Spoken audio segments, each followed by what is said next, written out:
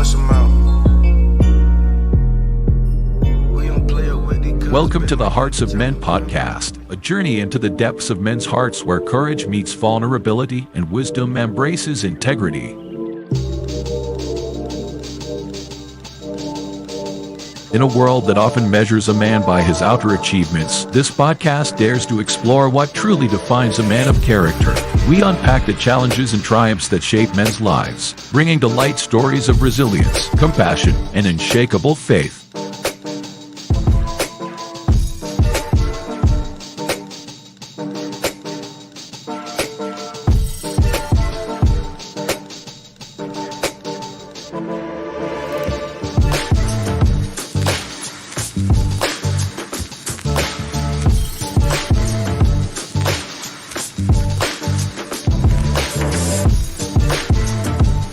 We believe that the heart of a man is a treasure trove of untold stories, powerful lessons, and profound wisdom. Through authentic dialogues and insightful discussions, we aim to unlock these treasures, one story at a time.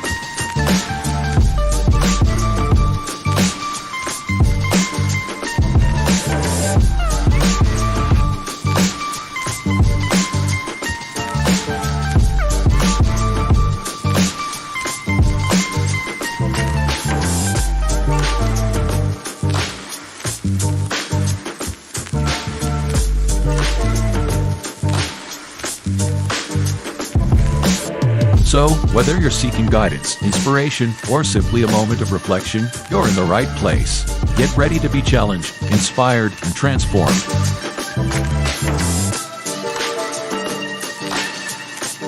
And now, to guide you through this journey of discovery, please welcome your host, a visionary leader and a true catalyst for change, Dwayne Dwyer, but we affectionately know him as the Mindset Coach. Good evening and welcome to this week's episode of the Hearts of Men podcast. We are your hosts for this evening conversation. My name is Dwayne Dwyer, I go by the Mindset Coach, and I'm joined by my brothers up top. We're here. We got Mr. Bricks in the building. We also have Mr. Son of Timothy, also known as the Available Man. And below us, we have our brother, Mr. Roland Walker, poor man's Dr. Phil, Mr. Shift Happens, and beside him, we also have the Uncle Junior himself, the Consistency Coach. Gentlemen, how are you doing on this beautiful Friday evening? Doing great. It's Friday. It's the end of the week.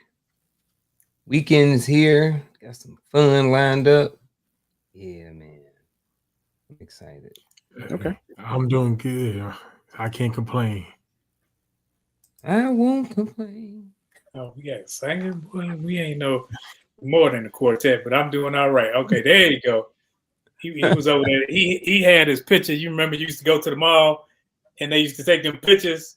That's what he got up there now, looking like a low budget Idris Elba. Go ahead. It's called thirst trapping.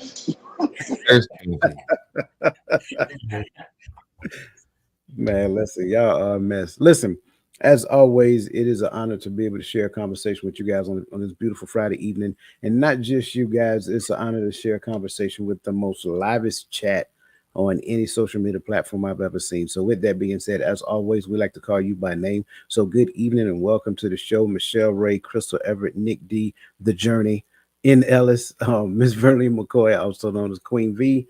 Let's see, did I miss anybody? Nope, it looks like I have everybody. Listen, if you have not had the opportunity or the pleasure to get in the chats and just say hi, whatever the case may be, please join us. Please just let us know that you're there so that we can shout you out by name, because you can be any place else on this beautiful Friday evening, but we appreciate you being here with us and we do not take that lightly. Whether you're on Facebook, whether you're on, I'm about to say TikTok, whether you're on Facebook, whether you're on X, whether you're on LinkedIn, whether you're on Instagram, it doesn't really matter. By all means, go ahead and hit the like button and share it right now, because this is going to be a very interesting conversation. Now, before we get started, I want to make sure that I let everybody know this might be a little tough. But that's okay. I think it's going to be good, because on this platform, we believe everybody's opinion matter. That's why it's called the Empowering Perspective platform, right? So we believe that we are all subject matter experts of our own perspective. So that being said, go ahead and put your perspective in the chats, and whatever questions you have, by all means, go ahead and ask them, and we'll make sure that we'll acknowledge them. Sandra W., good to see you. Lisa Keys, good to see you. Katana Kelly, good to see you. Again, wherever you are, just make sure that you reach out and just let us know that you're there. Now, that said, we're going to get this party started. Have you ever wondered how deeply ingrained biases and limiting beliefs shape the experiences of Black fathers and their families in our society? Welcome to the Hearts of Men, where we'll discuss what they don't tell you about being a dad in the diaspora. In this episode, we explore unique challenges faced by Black fathers amidst the backdrop of historical trauma, economic pressures, and societal stereotypes. Our aim is to uncover the hidden struggles, celebrate the resilience, and inspire change through enlightening and revolutionary discussions. Join us as we seek heightened awareness, challenge unconscious biases, and redefine the narrative of Black fatherhood for a brighter future. Now, I think, in my opinion, this conversation comes at the perfect time, because if you guys recall, take me back full screen, thank you. If you guys recall, we just got finished with Mother's Day. So I just kind of want to put it out there and get everybody's perspective, everybody's feedback, because I'm very curious in your opinions. So when it comes down to, bring up the first question, please. When it comes down to, not up on the disclaimer, not that first point, there we go. When it comes down to the societal difference between Mother's Day and Father's Day, what differences have you observed from your own perspective? Man, I'm gonna jump out there because you trying to get messy early. For all the mothers out there in the chat, I think it's perfectly dynamic the way it's supposed to be. I love you. But to my brothers, yeah, it's a little lopsided. But all joking aside, I think the differences that you see, which is, of course, we go all out for Mother's Day. And for Father's Day is always a good tie or a good pair of socks, that is given as a token, right? You might get breakfast or you might get something like that, but normally it's not as much of a celebration. But I think in part of it is also because a lot of us men are a little more content with less. I'll put it like that. But I thought you said but, like you would continue. Me too. Okay. I think it's a drastic difference. Usually you see the mothers would get something that she wants, something she desires, something that she's been waiting all year for, so that she can be happy with it. While fathers get things that they can use to edify the whole house.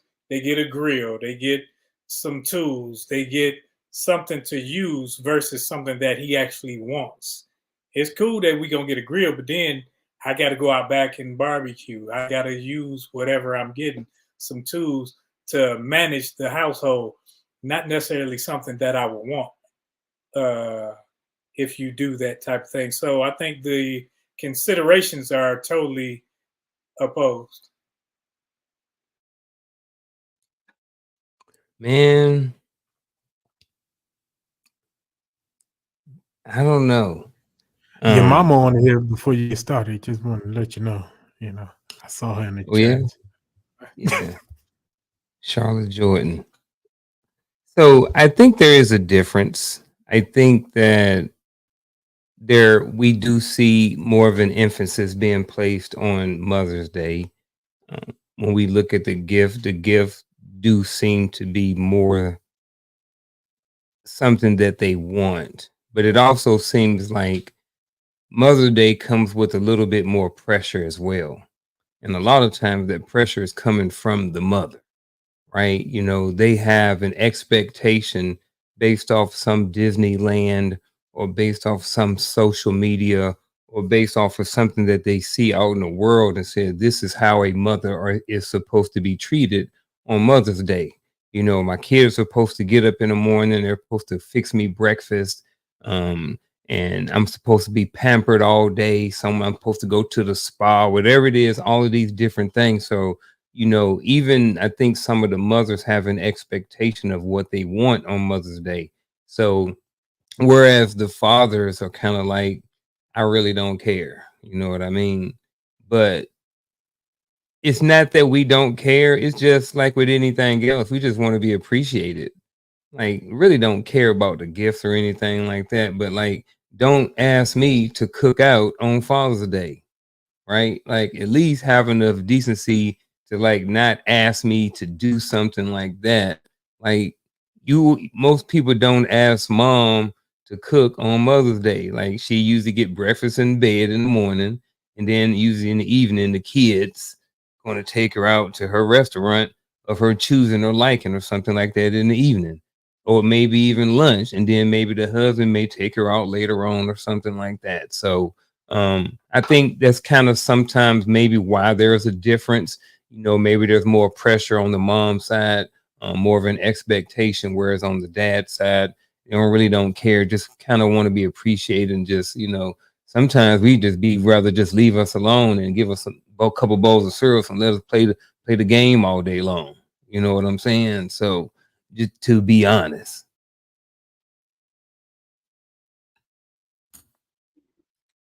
I don't know if my brother's in a position where he can respond right now, but Bricks, if you are, just jump in wherever you can.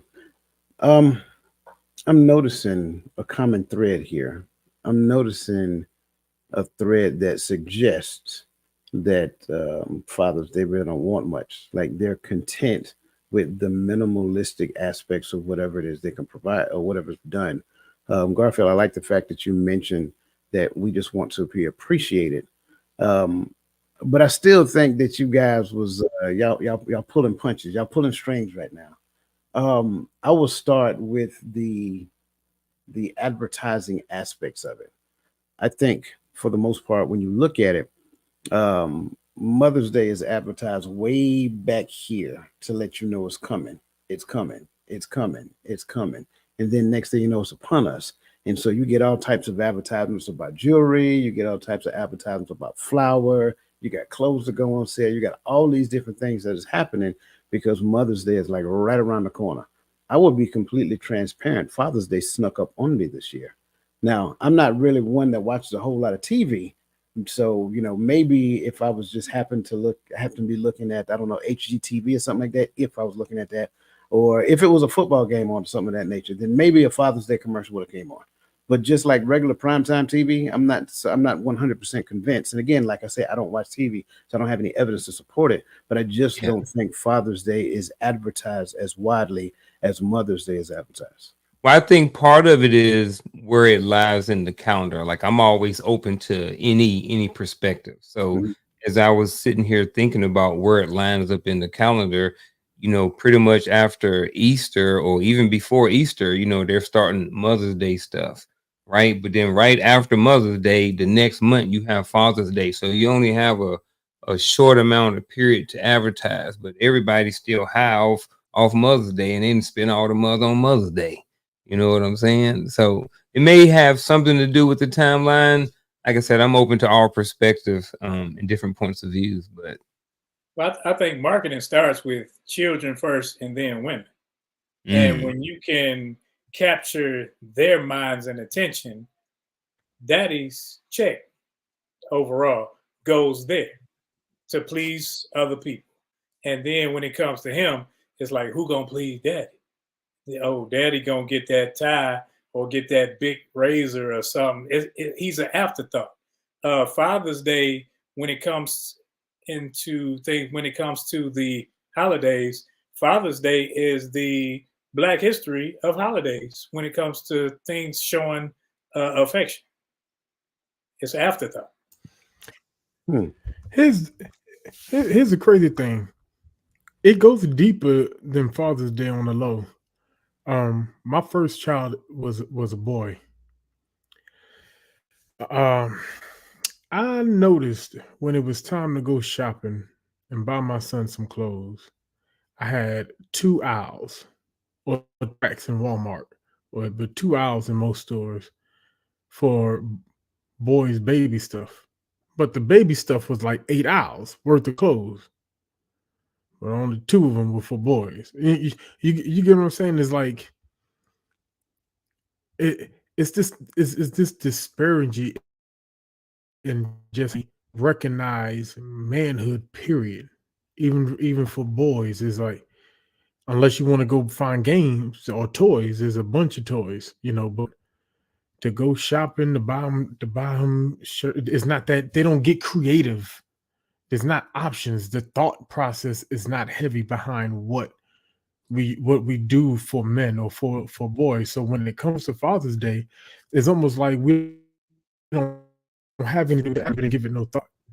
It's almost like in the back room, in the back room during the marketing meetings, they're getting creative. They're thinking hard, like as soon as Mother Day ends, on what they're gonna do next year. But for us, we miss the entire, or not even miss. We get the same concept, because it's like, well, what can you do for men? What can you do for boys? Well, let's advertise these power tools. Let's put them on sale, $5 less. But it's nothing. There's nothing behind it, and there's no engine pushing it, saying, "Hey, our fathers are here. Let's celebrate them." But that's all I can. I got boys, I raised boys. I think some of the difference is the types of clothes that's offered to boys versus girls. Like with boys, you got pants, you got shorts, and that's it, right? But with girls, you got pants, shorts, now you got dresses, you got skirts, you got leggings, and everything in between. So there's a larger variety of the types of clothes that women wear versus what men wear. And it's not to take away anything. I do also agree with everything that you said, but also want to throw that in there. This is interesting. This is an interesting perspective. And I like, Gaddy, I like your point of view with it, because I think the way it should be, I think both parties should be celebrated. I think both mothers and fathers should be celebrated. But I think it's obvious, and sometimes we kind of deceive ourselves because we're caught up into the conditioning, and we just think it as the norm that mothers are celebrated a whole lot more than fathers, and that's okay.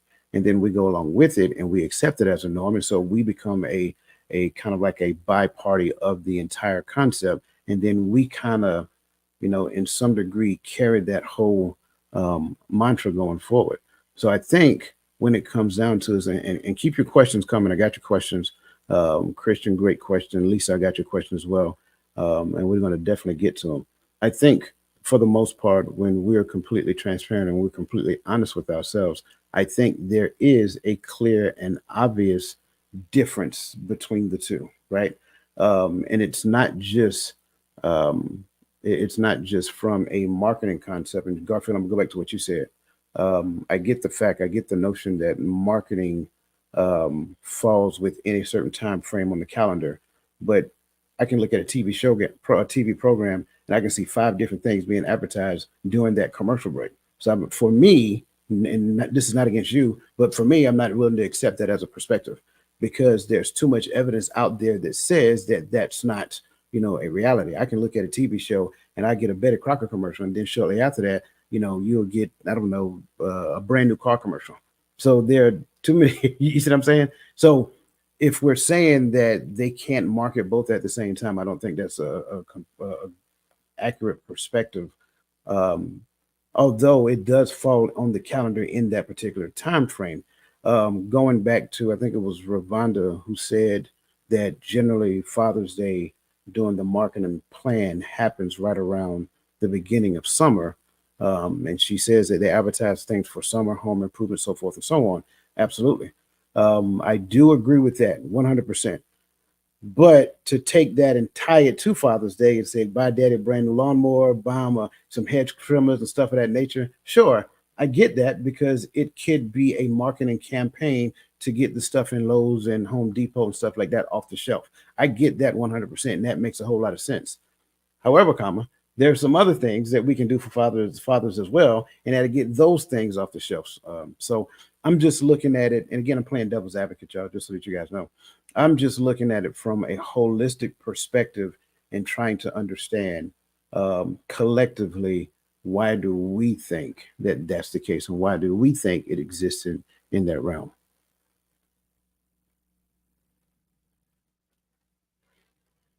Silence. Okay, very well. So let's okay. What? Let's start. Let's go with the historical concept then, right? So we'll start with the historical context and its impact on modern fatherhood. And so the first question I kind of want to present there, and everybody might want to duck when these guys start answering this. How have historical events such as slavery, segregation, and migration influenced the roles and responsibilities of fatherhood within the diaspora today?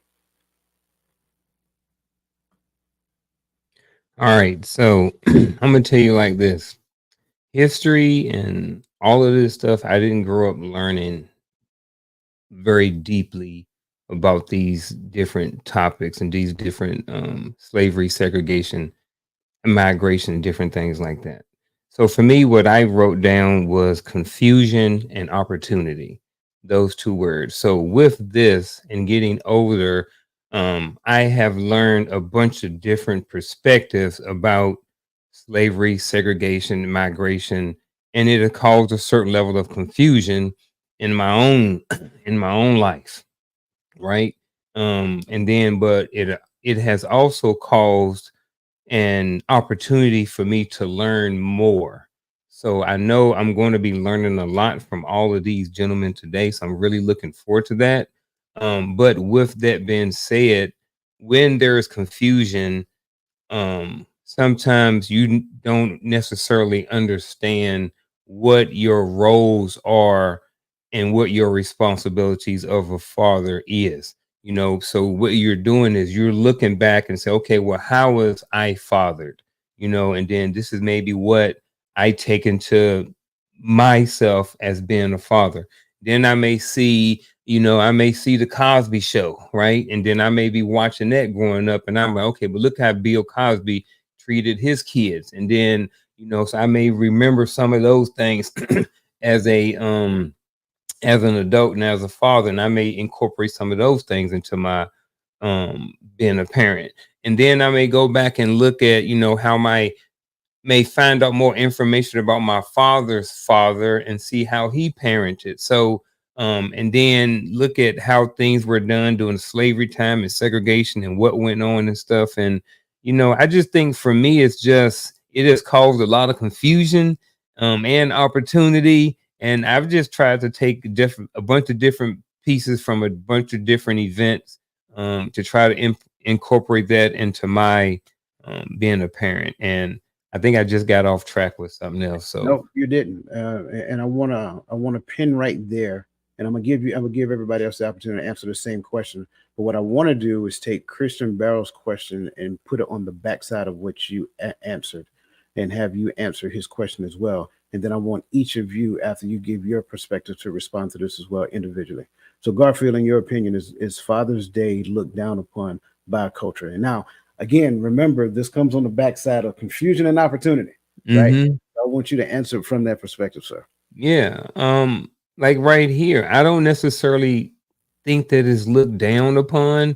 I think in certain sections it's overlooked. Like it's not really a big deal. It's like, well, it's just another day. I don't really think it really gets the amount of respect or the same level of respect and attention that in comparison to Mother's Day. Very well. Appreciate that. Gentlemen. Yes, it's looked down upon. Plain and simple. And I think there are reasons for that, because culturally we are systematically taught that the father's place in the family is almost obsolete. Provide, protect. If you're there, you ain't there, we can handle it. So he becomes like a piece of furniture almost. So when it comes to that portion, I think yes, definitely, because it's a systematic training in order for us to look at the man a certain way. And, I'm not here to argue that because we're talking about Father's Day.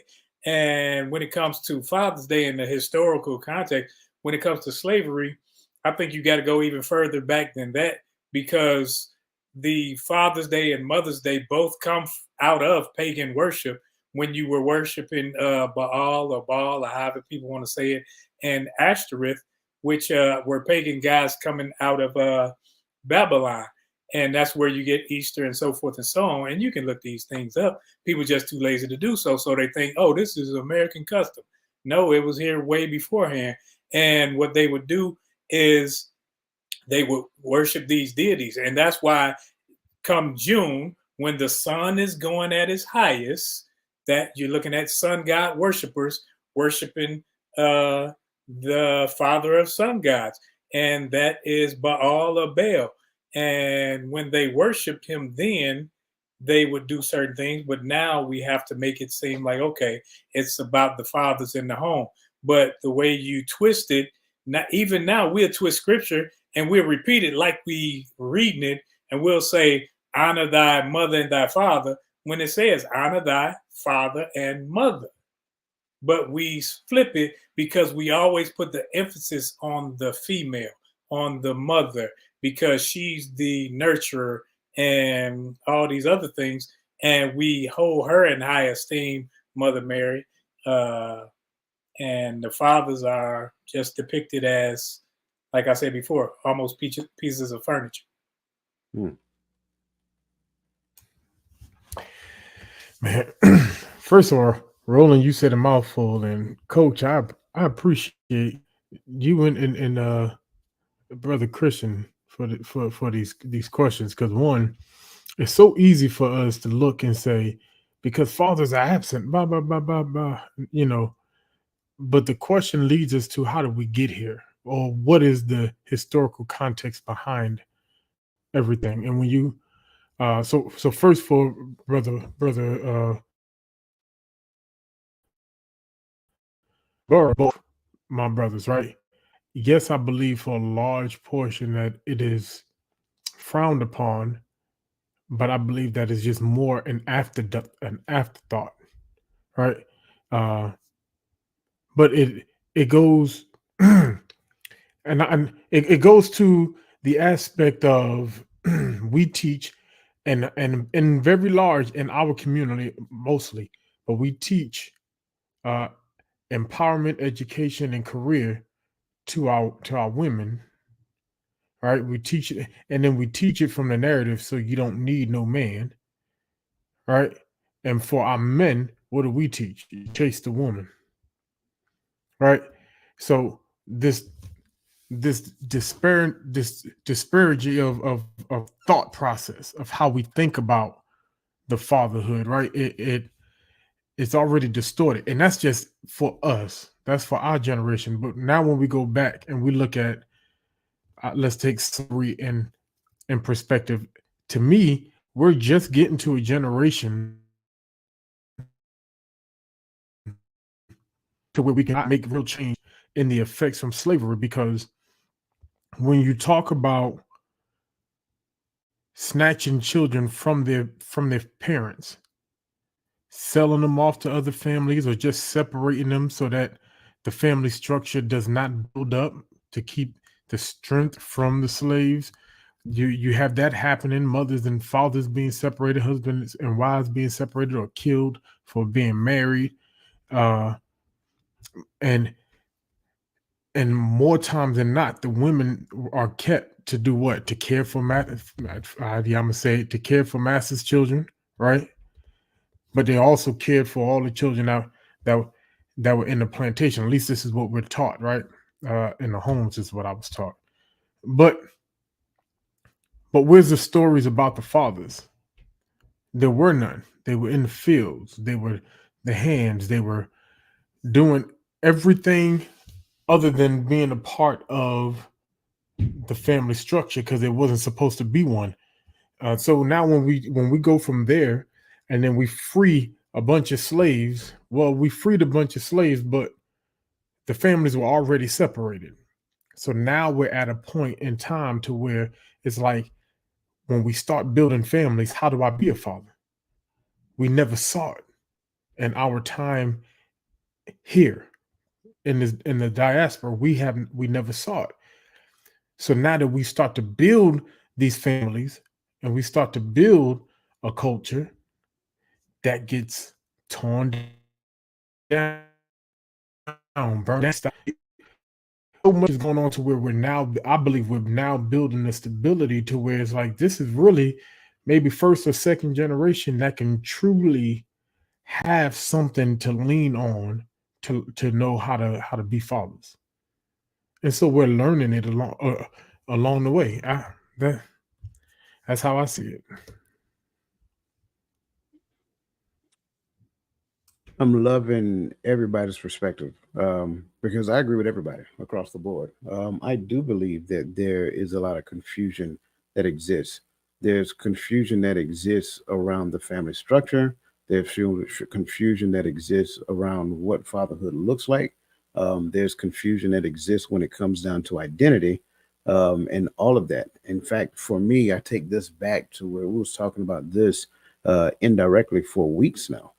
We talked about identity. We talked about the notion that you are confused about who you are, not just as a person, but look at men and their identity. Your identity has changed so much over the years. And I think that's where a lot of the confusion comes in at. Now, that does, as Garfield said, it does present a huge opportunity to learn, right? There's a lot that we can learn, not just individually, but within the family dynamics and culturally as well. And I think a lot of what I have seen is that there's a resistance to learn, right? Because we are comfortable in what has been created.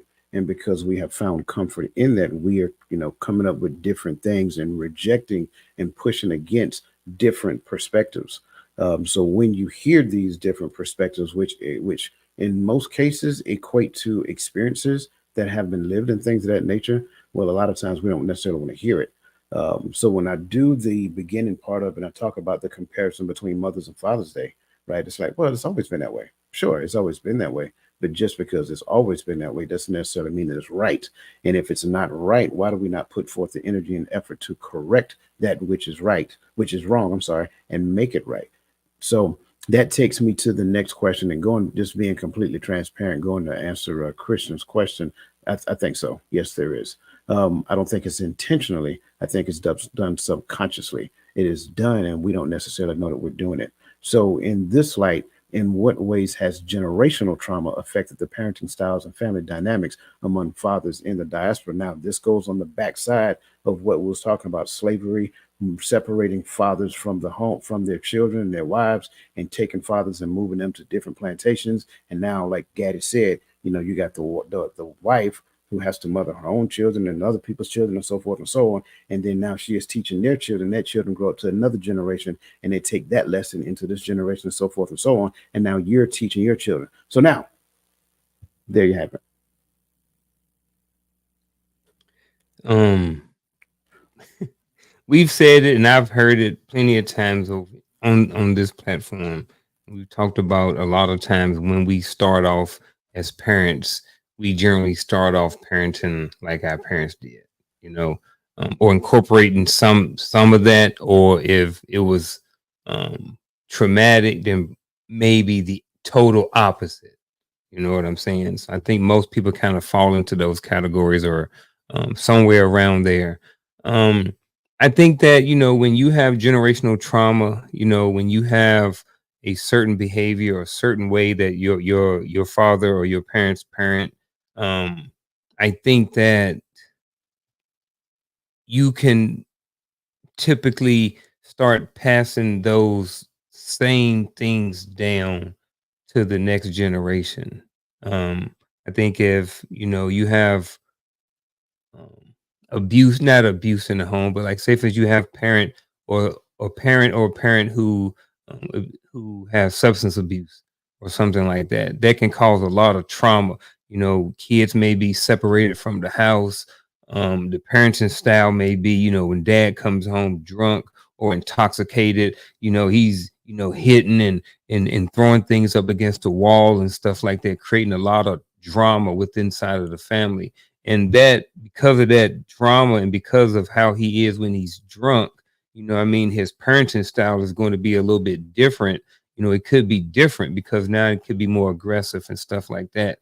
And then now with those the family dynamics, you know what I mean, I think, you know, sometimes people see that, and I think it just creates a certain image that sometimes people pass along and then sometimes gets transferred into the diaspora altogether. So that's my little 2 cents. I think the Then I trauma get to has. learn. I think it has caused abuse, and abuse is not actually knowing how to properly care for or use an object or a person, and that's what's happening. Because whereas generationally, the man say he was at work and he got dogged out at work. Now he comes home and has the pressure of being daddy and making sure that everybody's needs are met, and the frustrations mount up. So now it rolls over into what would normally be like, oh, go ahead. Now he's frustrated, and not being in the position of man at work. This is beforehand. He would come home and now he got to put hands on people, because this is the only place I can enforce my will. I can be the man of the house, and they gonna do what I say. But I get to work and I'm, yes, sir, Mr. Charlie.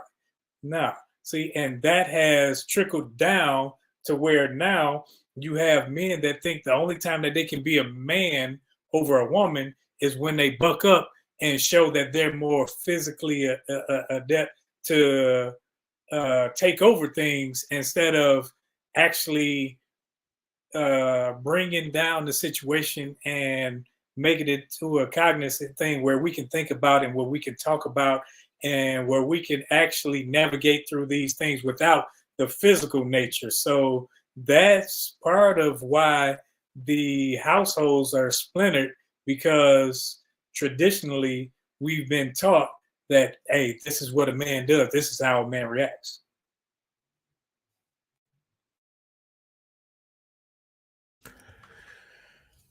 Whew. Man. I see the same events. I see them slightly different.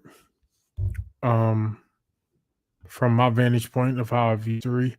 The generational trauma that are passed down, I think where it affects us mostly is because by the time it got to us, it was compound.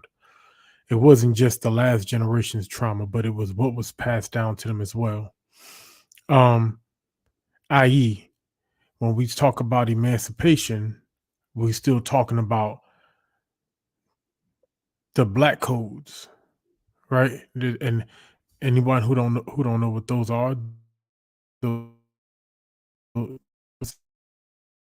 Southwoods, but before Jim Crow, you had the black codes, laws that were written in these state constitutions that were separate from our counterparts, right?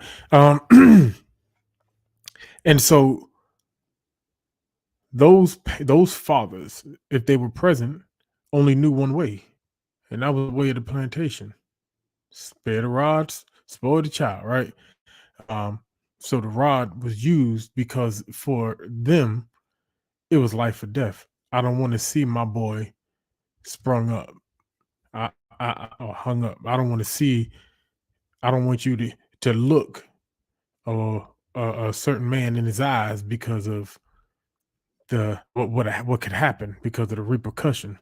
So certain things were trauma because of the times that they were in, and the only way they knew was to beat it into you, because that's how they were broken on the plantation, was by the whip. Next generation, we still inherited the whip and go get your switch, because certain things, because you're not supposed to act a certain way, but you also gotta work harder for education, work harder for this, that work harder generation. I think that coach talks about a lot. I believe that that's a generation where that was real. You had to work 10 times harder. It doesn't matter if you were smarter, you had to work 10 times harder because nothing was going to be handed to you. In fact, it'll be taken away from you. So that compound trauma moved on to the next generation to where it might not be taken away from you, but it'll be a hard time for you to get it. Then and each generation carried a level of trauma that carried down through the generations, and even to this day, we still continue certain cycles because we've allowed things that I would never experience here in 2024 that some of y'all, some of y'all being a decade older than me might have experienced growing up.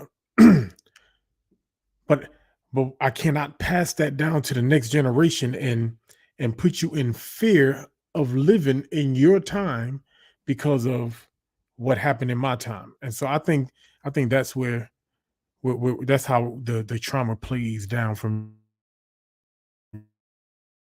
generation. Yeah, I'm again loving all perspectives. Greatly appreciate those depictions of this question. I like to look at it from understanding a couple of things. I think there are traumas that exist that stem from these aspects that are deciding factors, and there are some things that were contributing factors, right? Um, were there some things that took place within the home that contributed that were the deciding factor of the trauma that we experienced? Absolutely, right? Did some people made some bad decisions within their own home that caused the split of their family? Absolutely, that is definitely a thing. Was there a contributing factor that could have participated in it? Absolutely. No, I think no one is rejecting that notion, and you heard some great point of views here. But the contributing factor wasn't the deciding factor, and the deciding factor, literally, in most cases, was the ending factor, right? So we can talk about the external factors that led to where we are right now, right? And those things are true. I'm not rejecting any of that. So the contributing factors that led to where we are and what we're experiencing, how we view each other, how we view the difference between mothers and fathers, cannot reject that at all. And I think if we do reject that, we are literally doing ourselves a great injustice. But what is the deciding factor? Why are we deciding to continue in something knowing all of this information that we do know? Is it that we're rejecting it? Like, sure, it's just information, but it has not turned into knowledge for me. Therefore, I have never connected the dots and looked at my own behavior and say, you know what, I can see how my behavior is bringing that contributing factor into my life current day, and it has now become a deciding factor in what I'm currently experiencing.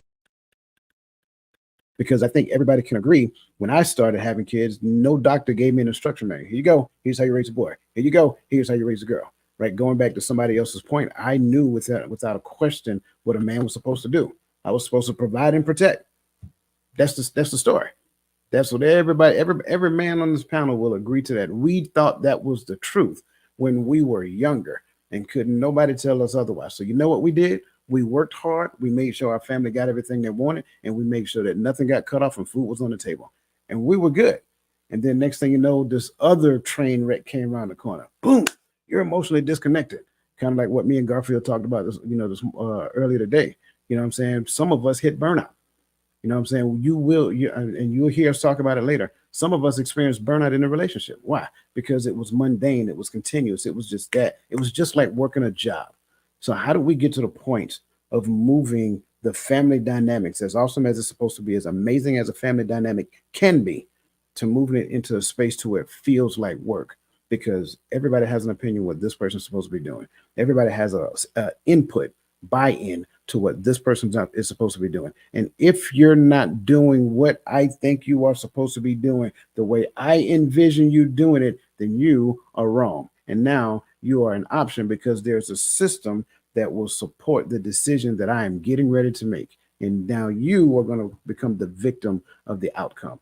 So I know I said a lot, but again, I want to get back to the contributing factor and the deciding factor. Why are we still making the decision to be the way we are, knowing all of this great and wonderful information that you gentlemen laid, whichever direction it came from, it doesn't really matter to me, right? It doesn't really matter if we say, slavery is the thing that kind of led us to where we are, or, a man trying to be dominant in his house. It is still a decision that is made. So I am just curious, like, why are we still doing that? And I know you can't answer for everybody, just your opinions. I will start with saying that it is so many different variables that go into being a dad or being a father. What type of child do you have? How many children do you have? What information do you have to pass on to those children? What information do you not have to pass on to your children? The information that you don't have and the information that you do have is going to be a direct correlation to the type of children that you raise, the atmosphere that you raise your children in. Are y'all in a 2-parent household? Are y'all in a 2-parent household where both parties are active? Or are y'all in a 2-parent household where one is working, one is not? Are you in a 1-parent household? Are y'all living with grandma and auntie and uncle and all, all of those is so many different variables that go into being a dad, to being a father. You know what I mean? So I just want to start with that. I can't really go any further right now. But it's just so many different variables that go into it. Just being a father in general. I think that we have a lot of knowledge, yet not a lot of wisdom. So we know a lot more. We know what happened, and we can talk about those things.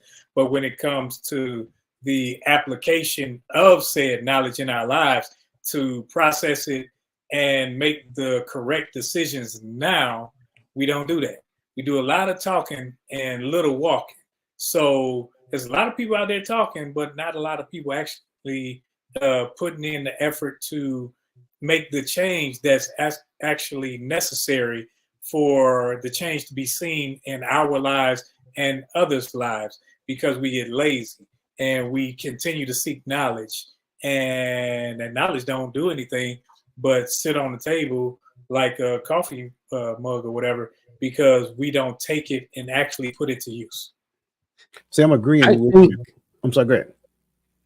I agree with that. I also think that sometimes people are just doing only what they know, right? And they're not willing to go outside of the box, right? So you think about some of those people who were I was raised in a Pentecostal household, right? So there were strict rules. So, and nobody wasn't going outside of that. You know what I'm saying? So sometimes you can have a thought process of what you feel and what you think is right so much that you're not even willing to let in new information or new perspectives. You know what I mean? Because you think about it, if you have a certain culture, like this is how we do it, I guarantee you right now, like I've heard everybody on here say, well, to some extent, to say, well, if that was my child, this is how it would be in my household. You know what I'm saying? So we all have set boundaries and created boundaries when it comes to parenting and stuff like that. So sometimes our boundaries are creating a certain level of trauma. You know what I mean? And because that's all we know, and because this is all we know, and this is what we really think and feel how we should raise our kids, we're not letting new information in, even though it may be effective, even though it may be right. A lot of us a lot of people do not agree on this softer, kinder, gentler parenting. They ain't talking about, we ain't having no conversation. It's going to be my way and that's it. You know what I mean? But there are also people on the other side who have that type of relationship with their kids and it's effective and it works for them. So whole bunch of different variables. So I'm glad I let you go first, because like what we'll say will kind of go hand in hand. like I'm agreeing with what Roland is saying, but I wouldn't say it's knowledge. I would say that they have a foundational knowledge, and what they're pursuing is information. And so they get a whole bunch of information. That information never makes it to knowledge for them because they never practice that information that they're receiving, because their foundational knowledge is rejecting the application of it. They can spew it, they can quote it, they can talk it, but that's all they can do with it. Their foundational knowledge becomes the mirror, the lens in which they do everything moving forward. Sure, they can talk about general parenting. Sure, they can talk about, you have to express yourself or whatever. But what does that really mean? They can't tell you, simply because they're stuck in that particular mindset. Go ahead, bro. Gaddy, what you got? Man, you brothers said a lot of it, really, pretty much. When we said, why do we still do some things? I think because trial and error. We have a lot of information, but some of the things, because we haven't had enough trial cases in our community, right?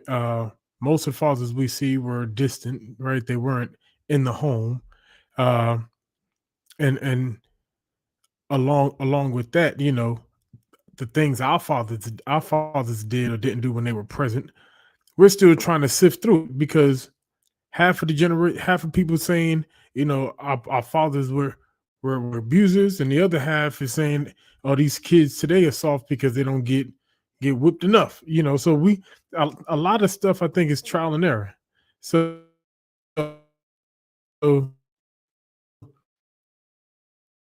we're and it works. And so I think it's important that fathers continue to stick together and talk and have these conversations, because I need to know, Coach, what you did that worked. Unc, what you did that worked. Ro, what you did that worked, and what you did that didn't work.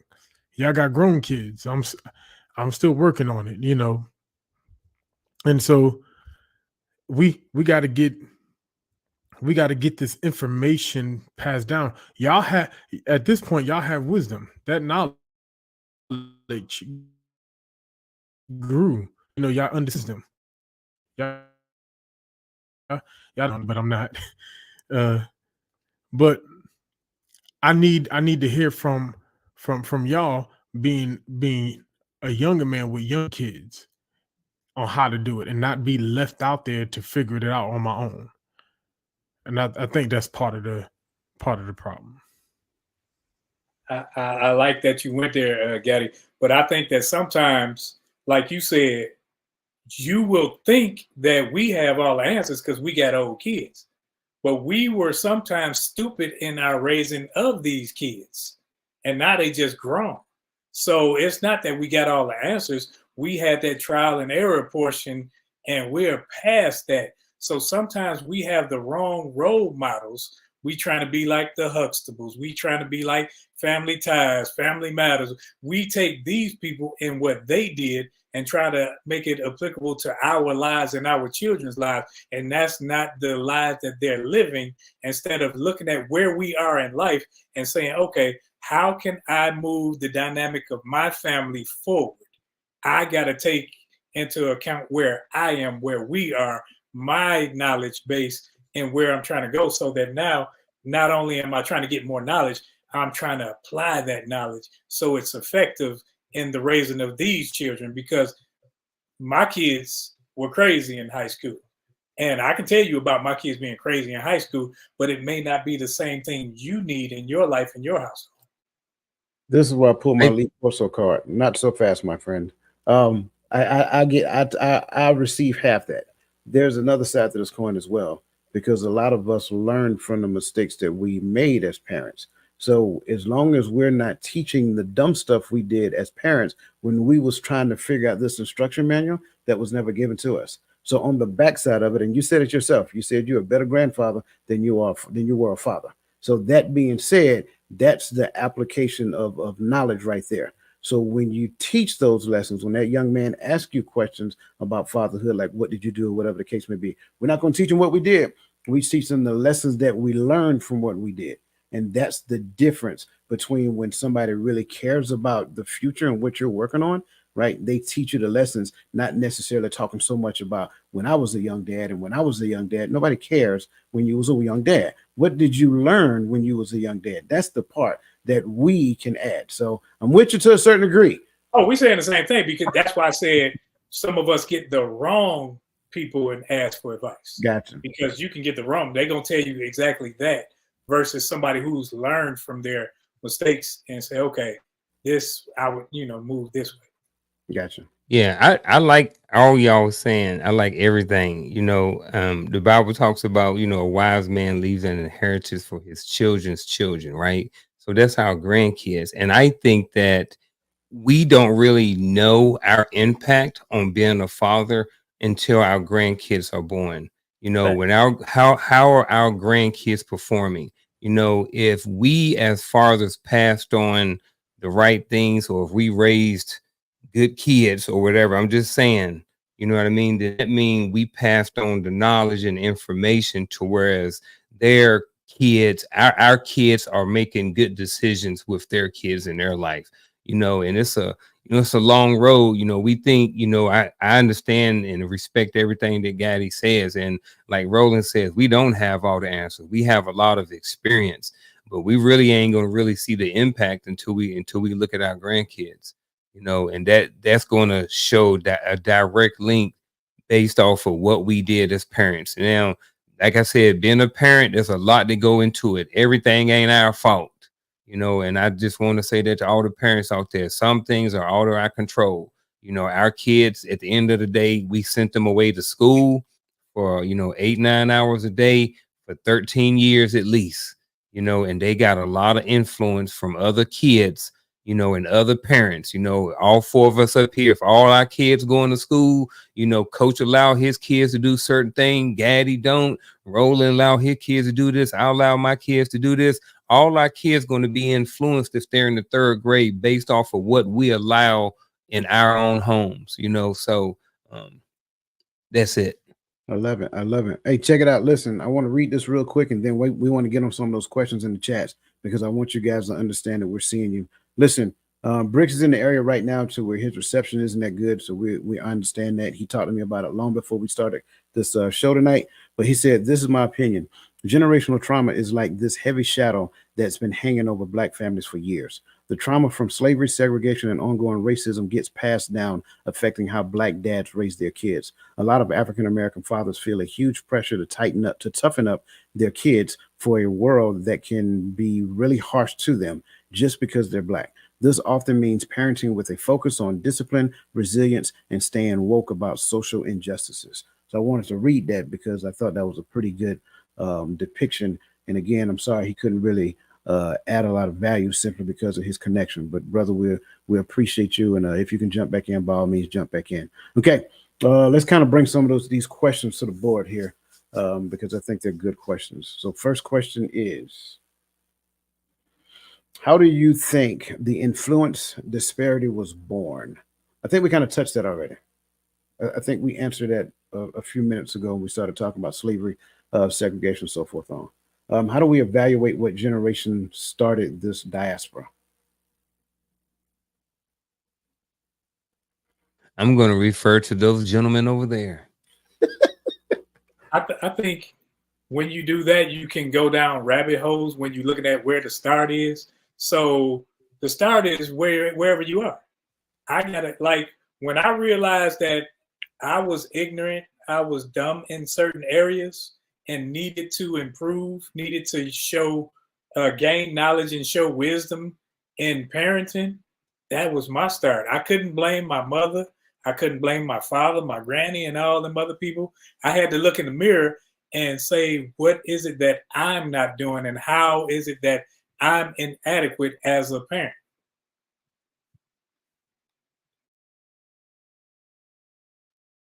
God, you good at that? Okay, I'll jump in. So with this question, I only want to evaluate something that I want to improve.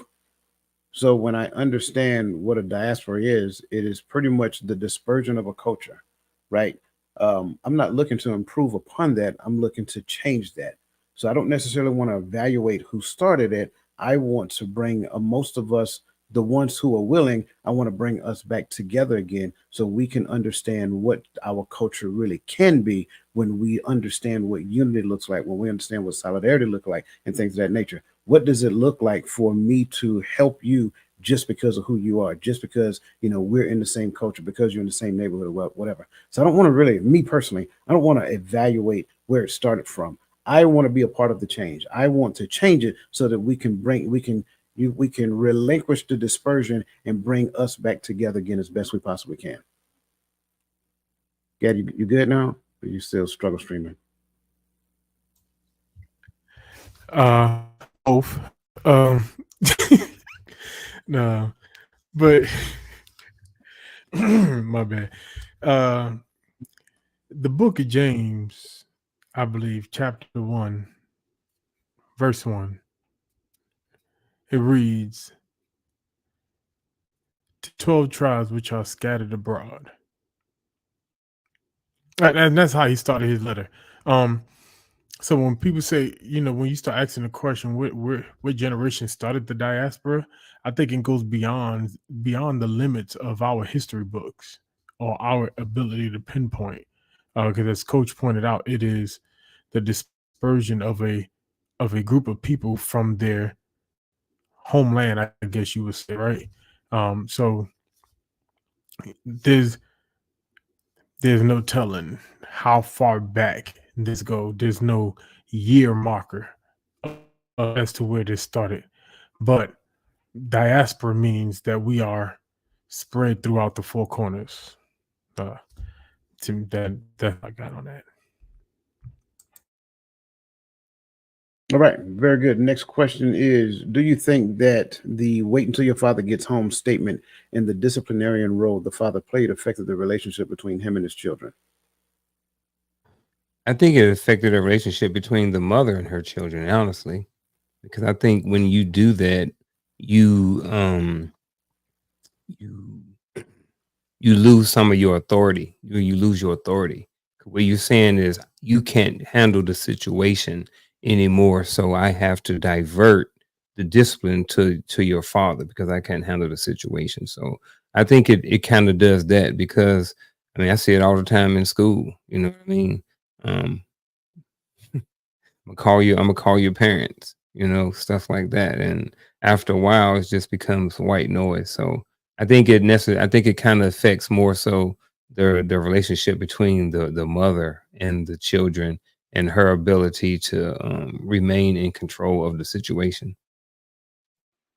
I think that stemmed from times where it was the father had to come home and control the boys because it takes a man to raise a man, not him come home and put them girls in check because she would put the girls in check because she's trying to raise women and he's trying to raise men. And if he was smelling himself or whatever, then he would put that in check. But I do think Gaddy went to James, I go to Proverbs. The book of Proverbs is instructions.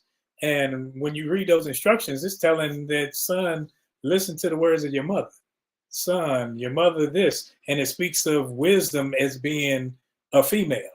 And so when you got to say, wait till I call or listen to me after this, that, and the other, I don't see you doing your part because sometimes you got to check it when it happens.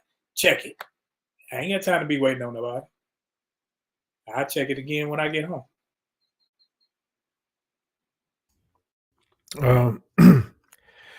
Y'all had some good upbringings. I don't know. I got it from Mr. Robert down the street. Then I got snatched home and drug home to my mama, who gave me a good 2-3 pieces. And then when my daddy got home, I got it again. So, you know, yeah, when my daddy got home, it was just the worst of it. But it was already, the layers was already getting peeled back, you know. But I could see where that would kind of shift the dynamics of the relationship between both parents. And so I'm glad Unc hit that, both parents and the children, because it tells me that I can get away with things if daddy's not here, you know. And then it tells me that my father is really just an iron fist. And so when I become an adult,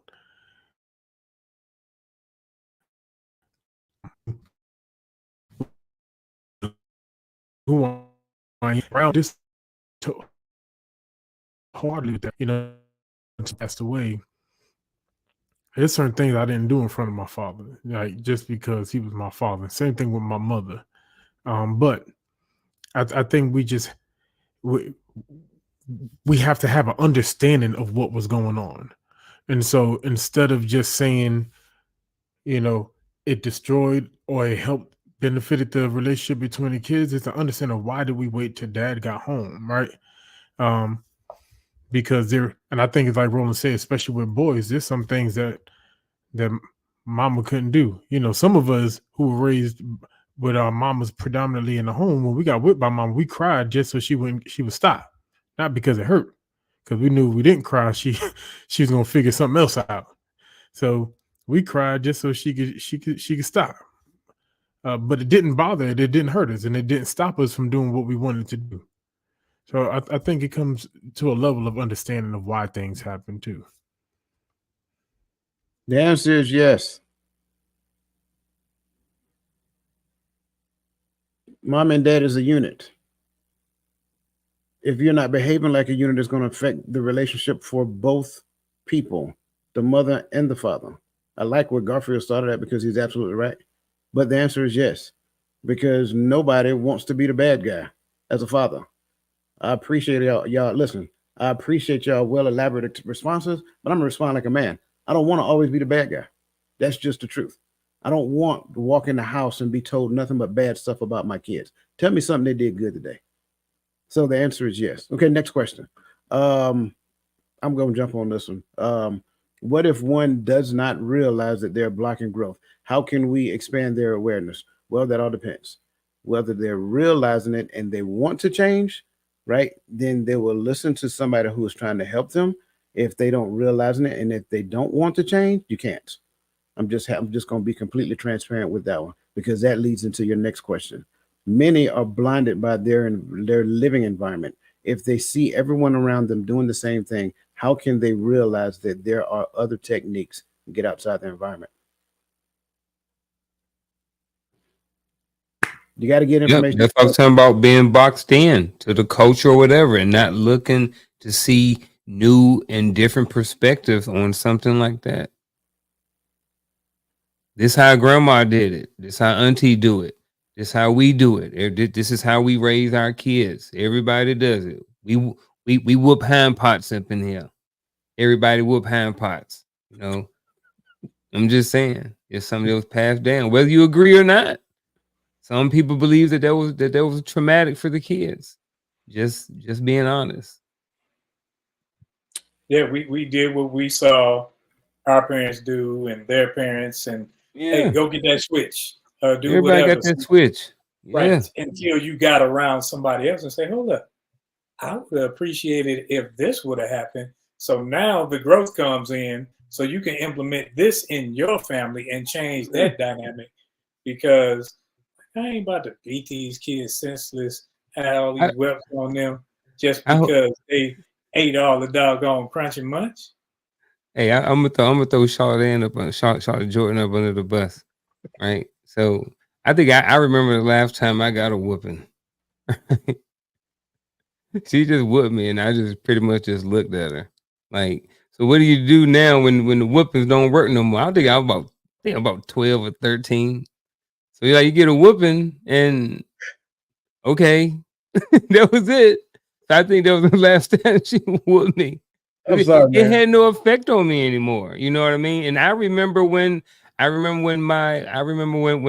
sons got to that point, when I remember my ex-wife, when they got a couple whoopings, and my son was just like, whatever. It's like, I was like, look, you can't whoop her no more. Like, it's ineffective. Like, you got to change up your parenting methods.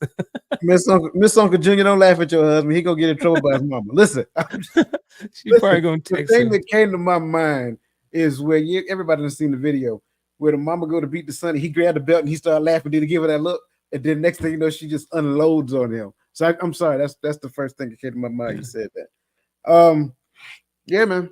I agree, and I think this is a great segue into this particular area right here, because unconscious bias and their effect on the perceptions of Black fatherhood. Like, how does unconscious bias and stereotype impact the way Black fathers are perceived and treated in their homes and the community? Before we answer this, can one of y'all kind of answer what are some of the unconscious biases or stereotypes? Oh, that's good. Before. I think some of the unconscious bias or stereotypes of the Black father would be that he's almost an absentee parent. He just comes around when he's just here to provide this money, or because of single parenting, most of the time the child lives with the mother. So sometimes the father's not necessarily around when things happen. So he shows up, and like Dwayne was saying, he get the report, and now he has to act or enact. So the bias is that you are only concerned with the discipline portion, or you aren't around, so you don't even have the right to do this. Whereas, you have those.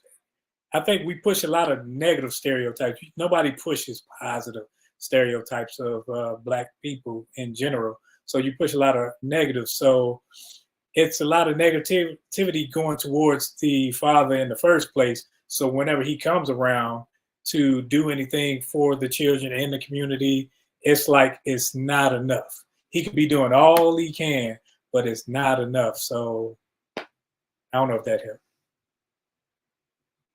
Yep, sure did. Thanks. Enough. Got a struggle streaming. I give you one. He don't want his kids. That is a huge stereotype, a huge misinterpretation. Like and again, I want to make sure that everybody understand this is not an all-inclusive statement. I'm not making an all-inclusive statement about anything that I say. But one of the biggest things is that as a Black father, he does not want his kids. He doesn't want to be around his kids. His kids is an option. That is a huge stereotype. And don't let him have kids with somebody else. Now he chose them over you.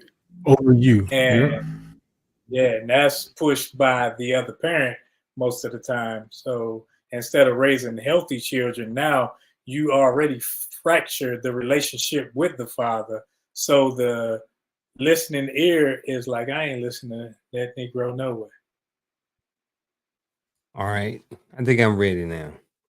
So I think with everything you guys have said, I think with some of these, I think sometimes it can cause us to the fathers who are involved, I think sometimes can cause us to overcompensate for certain things, right? Because of these stereotypes and stuff like this. All right. So the absentee father thing, I'm gonna talk just about that piece. So the absentee father piece. So if that is what's going on in the community, that Black fathers are not around, right? So if I don't want to be part of that stereotype, then that may cause me to maybe stay in a relationship longer with somebody that I may not want to. It may affect, now I'm going extra harder on my kids because I don't want them to be a stereotype, or I don't want to be that absentee father. So it may cause me to parent in a different way. So that's a little bit my kind of my spin on it, based off of the information that you guys shared. So I appreciate all you guys' feedback in response to the question.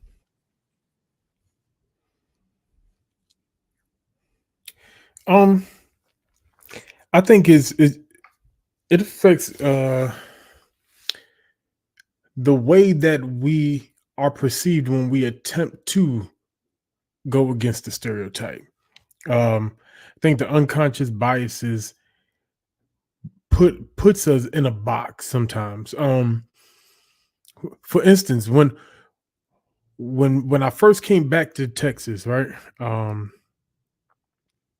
Trying to tread carefully because I don't want to put, nobody in a bad light. But there was a struggle with me trying to be involved in because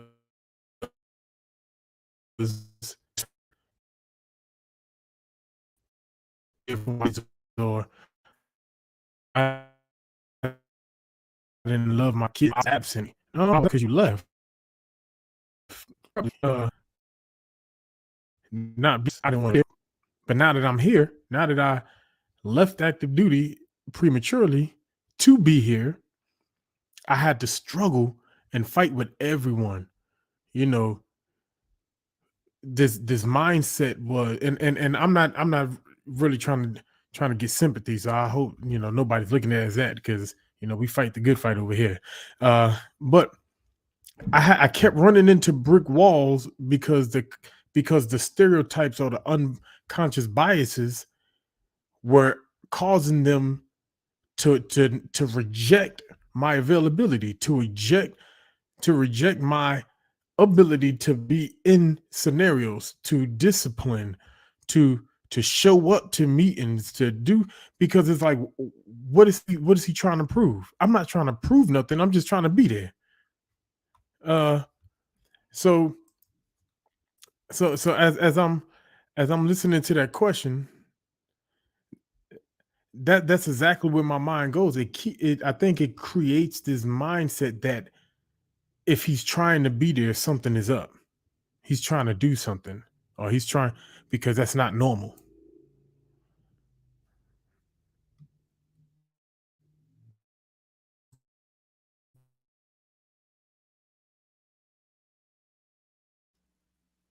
Yeah, I get that. I think there's a number of stereotypes that biases or stereotypes that can be considered. Whether we're talking, just things such as hypersexuality, anything that you tie to a black male, for the most part. So anything along the lines of like hypersexuality, responsibility, things of that nature. For me, I like the notion of a projected narrative, right? Just because the relationship between man and woman did not work, that is not indicative of the relationship between mother and child and father and child. So if our relationship didn't work, don't project how you feel on the man and cause difficulties with that man trying to be a part of that child's life. In fact, the most humbling act that probably needs to take place is that regardless of how you feel, be an advocate of that child having a healthy relationship with both parents, right? So I think that's where I will go with it as far as these biases and stereotypes. Again, sure, you can find any excuse out there under the sun and tie it to the fact that he is a black male by saying he's hypersexual, by saying he's irresponsible, by saying he chose work over being at home, by saying all of these things. Oh, I'm sorry, I left one out. He chose her over the kids, right? All of those things, can be a thing, but it is a projected narrative that you're putting out there in the ears of the child, right? And then that can influence the way that child now see his father. That's a very dangerous game to play. So I want to put that out there. Can we? Yeah, let's go back and grab. There we go. Do y'all believe the reason why the fathers are willing to bend the knee is due to the target from both government, i.e., child support, and society? So first and foremost, let me commend you on the effective use of bend the knee, right? Because again, I am a Game of Thrones fan, and anytime I hear bend the knee, I get excited. I'm curious, gentlemen, what do you think? I don't know what bend the knee means. Bow down. Submit. Oh, Yes. Been there. Done that. Didn't want to, I extra night here. I try to do a little extra, and I try to keep. We're almost put into a position of submission to keep her almost happy, so that she won't go back and renew it and get it moved up. Because in Texas, I know because of my former, she would go every 3 years. I can get an increase. She knew it, and every 3 years she was in there. And the military you don't pay it, they take it. And I think you're almost in the position where you want to keep her quiet, want to keep her happy. And so she'll ask, hey, can we go half on this? Like, yeah, dog, I'm paying you rent your car note. Like, why we got to go half on this? But if you speak out, if you speak up and stand up for yourself, then it's like, oh, okay. And so the system and her, they almost have your kahunas in a chokehold in their hands to make sure that you do what they deem you worthy of doing, and it neuters you as a father, as a parent. I definitely think this has some merit to it. I definitely understand and agree with what Roland is saying. I think that when, bro, it depends on how much money you got to pay. Like that can mean the difference between going back and living with your mama. You know what I'm saying? Or living with somebody else you really don't want to, depending on how much money you earn and what state you're living in and how many kids you got. And then society, right? So you don't want to be, if you're a halfway decent guy, you don't want to be labeled as the baby daddy. I mean, not the baby daddy, but the dude who ain't paying child support. You know what I mean? Or the deadbeat dad. You don't want to be labeled that by society, because if you're not paying child support, or if you're not involved, regardless of whether or not you're allowed to or not, because there are some people who fall into that category, and you don't want to be, like I said, if you're a halfway decent dude, you got to think about child support, if you government employee or state employee, and then if, like I said, a society piece. So absolutely. Hey, I'm gonna keep it real. Like this thing right here, this is the thing that keeps people married way beyond their own interpretation of understanding when that relationship over. Simply Yep. because they already know what the punishment looks like. Yep. I mean, they imagine being, Sergeant first class, married in the Army with 4 kids, bro. Like, and that retirement on the line, that child support on the line, all of that stuff. So a lot of times people stay in these relationships is financially. I was paying over $1,800 a month. I was E5, and I was paying. Yeah, I made 6. And either way, and I was paying one a lot more than the rest because of she could affect my everything else a little more. I want to keep her calm because she was sporadic, and I didn't need her messing other stuff up. So I'm giving her like boom, like okay, shut up, hush money. And then she ended up, the situation happened. She ended up doing some stuff and went to the people and said I wasn't doing anything, but I kept records. I sent it bank to bank. And they say, well, all he got to pay you is $165 a month. Like, oh, you done chopped your own hand off. So it happens. Yeah. So let me let's press forward because I want to at least try to get into other questions before we close this out. So the next section is the silent struggles, emotional and mental health. That said, what are some of the unique emotional and mental health challenges that Black fathers face, and how do these challenges impact their role within the family? Oh man, let's talk about the ability to having to hold things in. And it kind of goes back to the other question. Some of those stereotypes is of the strong Black man. So if you want to be a strong Black man, you can't show a lot of weakness. No one wants to see their leader crying and being all emotional and different things like that. And when sometimes for certain people, when men sometimes can't express themselves emotionally in a healthy way, then sometimes they hold things in, which can contribute to a certain level of mental health and cause some mental health challenges in their life. And when you are struggling with a certain level of mental health, or you can't be open, or you can't be, who you are in your own home based off of whatever reasons, then I think that impacts your role and your ability to be able to lead and to be a father and impact all of your roles within that family.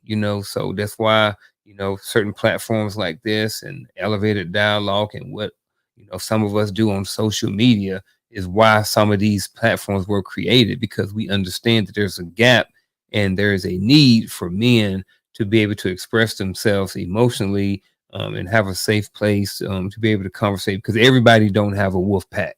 You know what I'm saying? So they need a place to go.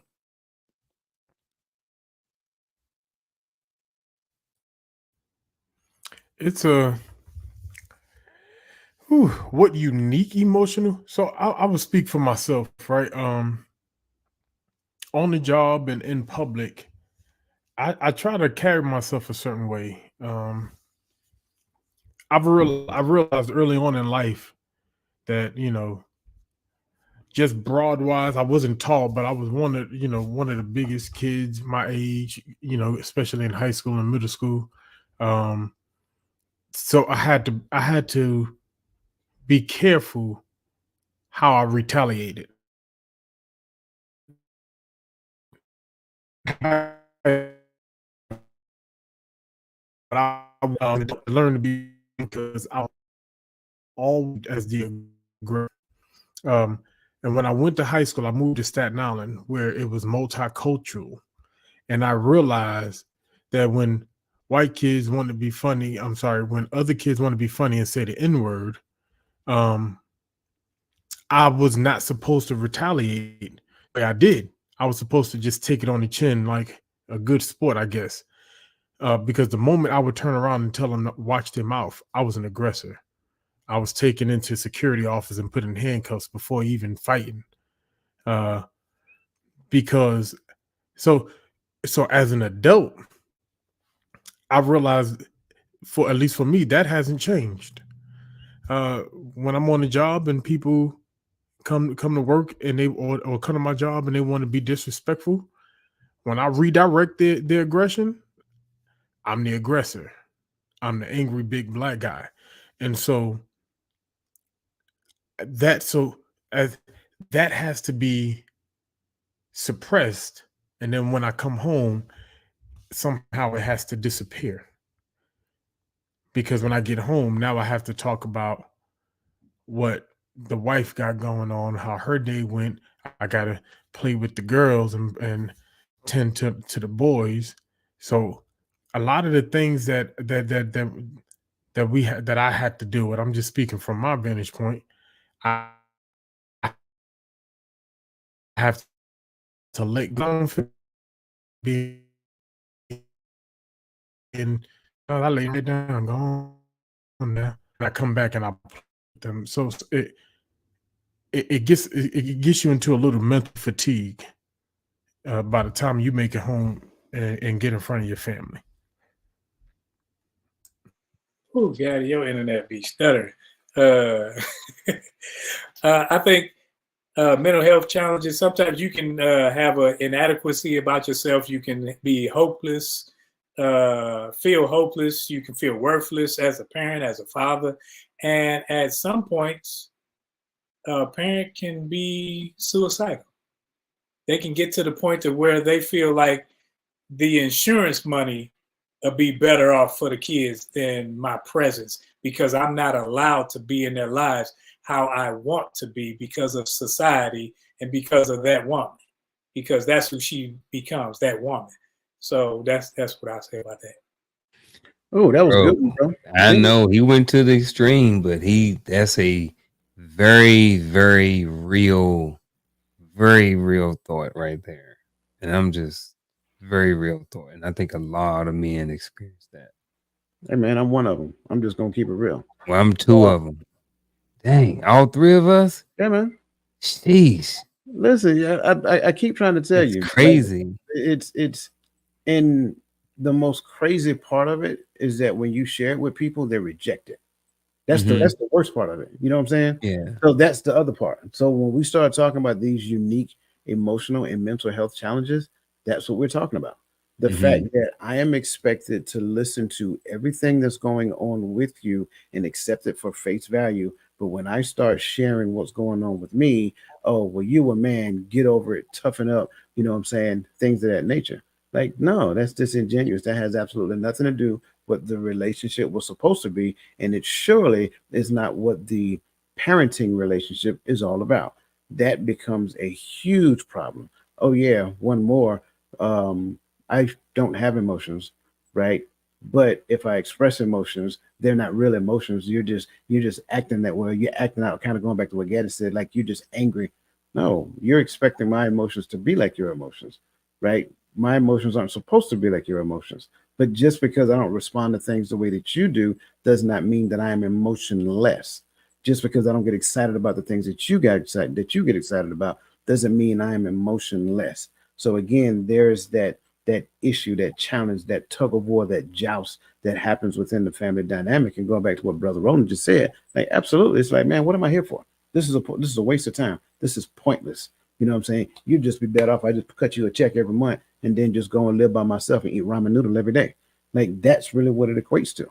And so things like that, like I do really believe that even though it happened in the past, I still think things like that happen in today's time. So I want to get to the point of how do we fix it? Like what steps can be taken, right, to challenge and change the negative stereotype. The question, please. What steps can be taken to challenge and change the negative stereotypes and unconscious biases about Black fatherhood in broader society? I'll start and I'll keep it short because of the time. And I'm gonna go really generic with this. And this is something that we see a lot of people do it, and that is being engaged in the community, right? Just being a positive example of being a positive role model in the community is sometimes good enough. Being a good representation of a Black man or a Black father on social media, being a good representation when you're out at Walmart or when you're in Lowe's, you know what I mean? So that right there, I think just in itself is just being a good role model, and whatever that looks like to you, be that.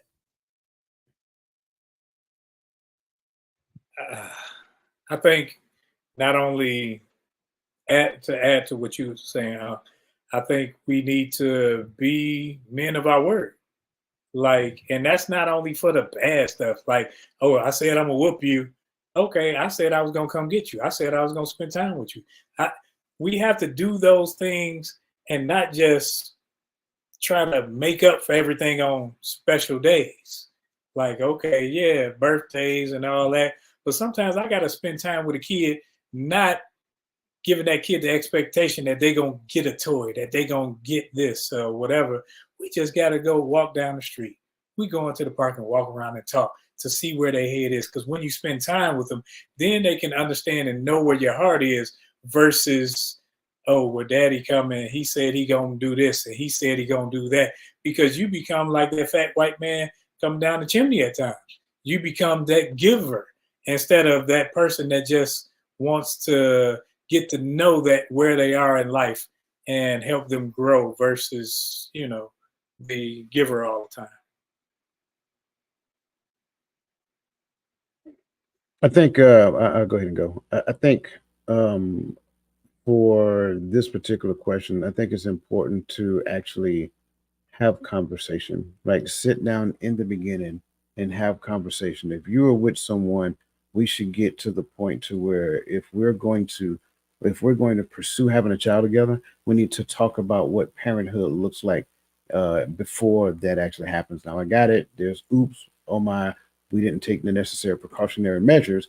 But then if that's the case, then have the conversation in the pre-stages of said relationship. Like, what if this were to happen? Like, what does fatherhood look like to you? What does motherhood look like to you? What happens if we don't make it as a relationship? Have those conversations up front. I get it. That does not guarantee that somebody's not going to get in their feelings and not necessarily do the things that they're supposed to do, but at least you have an idea of what that looks like and who you're working with. Some people tell you the truth straight up front, and that's okay. Be okay with their truth and make the decision that works for you. Also, with that being said, I think we need to come to the table collectively, not just people who are, pursuing relationships in the early stages, but just the community. Going back to Garfield Point, the community need to come to the table collectively so we can have honest conversations back and forth. Go back to the notion of males training males and females training females, males nurturing females and females nurturing males. That's the way. We need to stop this cross boundary shots that we're taking at one another, thinking that our instructions are making a difference. It does not. It does not. Your instructions as a woman to me means nothing because you have never walked a day in my shoes as a man. So at the end of the day, it's not that I know I can't hear what you're saying, but in my point, I'm gonna ask you a question. What point of reference are you getting this from? Because you can tell me you had a great daddy. I don't really care how great you think your daddy was. Let me go talk to about 5 other people. I don't think their perspective will be the exact same thing. You have to realize that there are some people in our lives that we have given grace to just simply because of the relationships that we have with them. So we got to get out of the stage of over glorifying our whatever it is, and then recognize that being a mother and being a father is an honorable thing, and we need to recognize it from the perspective of the Creator who told us what they really are. So that's just my point of view. Anything else you guys wanted to add real quick before we move on into final thoughts? No? Okay.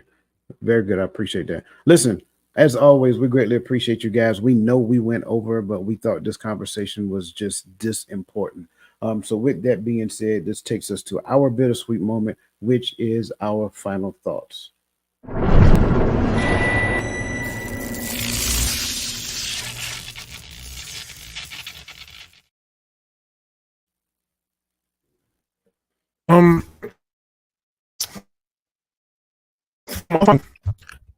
We all matter.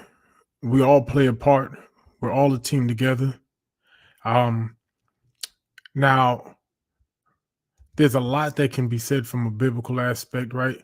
But we have to do more than just repair just one side. The whole needs to be repaired, but it does start with the head. So we need to get our community, our house back in order, and that happens if we repair the head. We're living in a day as a community. That's all I have. I think we need to seek therapy, seek mental health that heals, not just to be checking a block.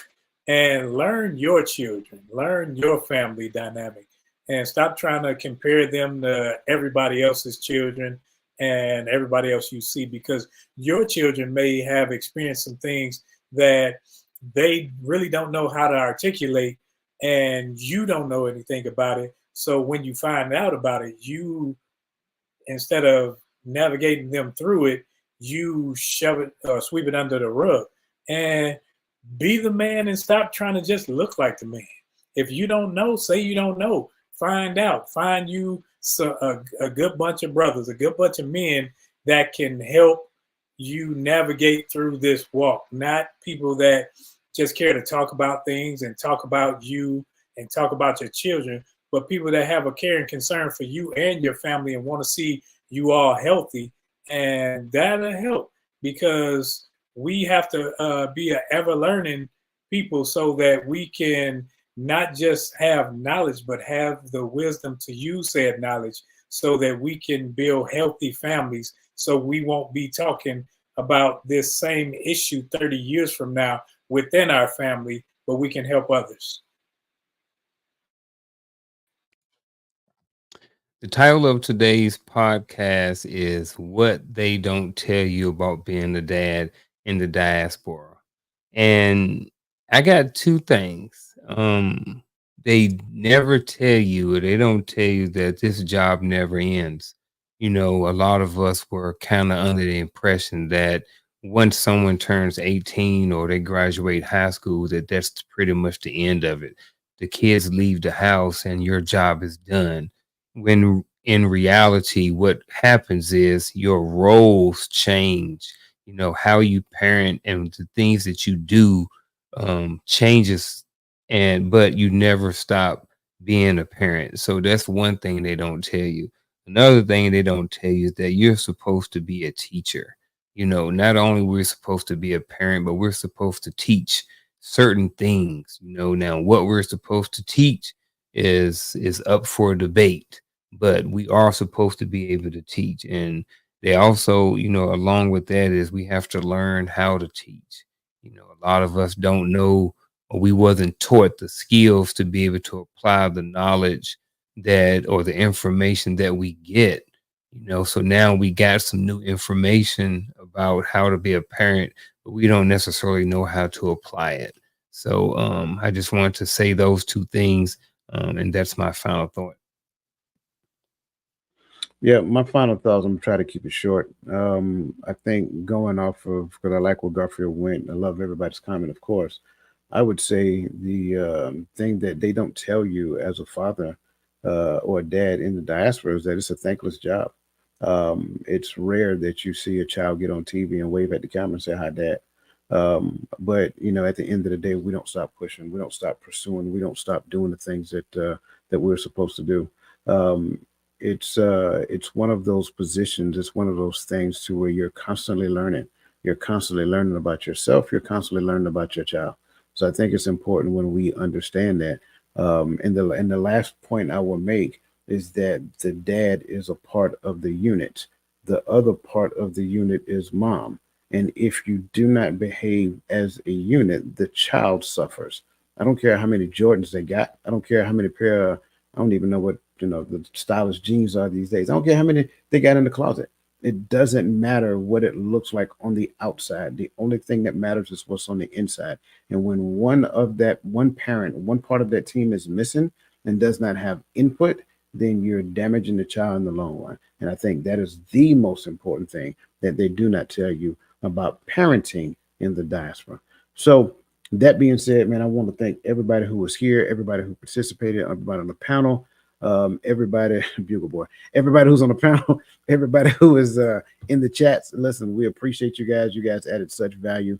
Again, we understand there are different perspectives, but again, I kind of told you in the beginning that that's what this conversation was going to be like, because again, you're hearing from a panel of men about fatherhood, and every man on this panel is a father. But we always welcome your feedback, your comments, your questions. Wonderful questions tonight. We greatly appreciate that. I put in the chats just now, there's a link to a free download about authentic fatherhood. Is a self-reflective questionnaire.